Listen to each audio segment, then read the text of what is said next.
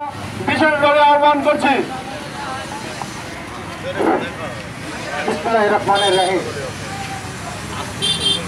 আন্তর্জাতিক প্রধান শ্রমিক ইউনিয়ন বগুড়ার সদস্য এবং সাতগ্রাম শাখার সাধারণ সম্পাদক অতুল চন্দ্র দাসকে হামলার প্রতিবাদে আজকে মানববন্ধনের সম্মানিত সভাপতি।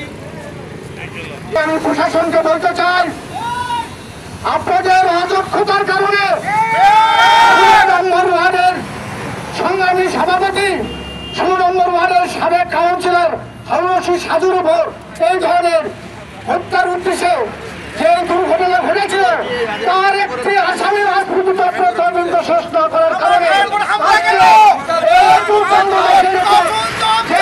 হত্যার উদ্দেশ্যে যে আক্রমণ করা হয়েছে এই সম্পূর্ণ এই সমস্ত দায়বদ্ধতা প্রশাসনে নিতে হবে।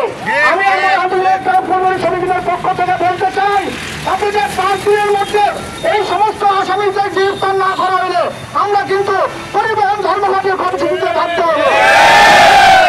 প্রিয় সংগ্রামী ভাইরা, আপনারা নিশ্চয়ই অবগত আছেন, আমরা একজন সংগঠনের শান্তিপ্রিয় মানুষ, আমাদের শুধু রাস্তায় নামতে হয়, তাহলে আপনাদের বুঝতে হবে এই পরিবহন সেক্টরের মানুষ কত ভালো কত খারাপ হতে পারে।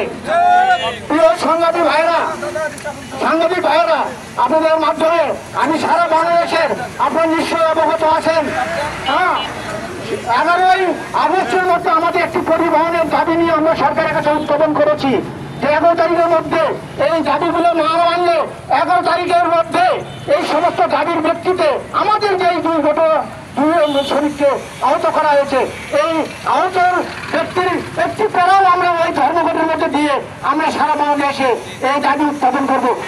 ওই পুলিশের এই ব্যর্থতার দায় পুলিশকে দিতে হবে। এগুলি আমি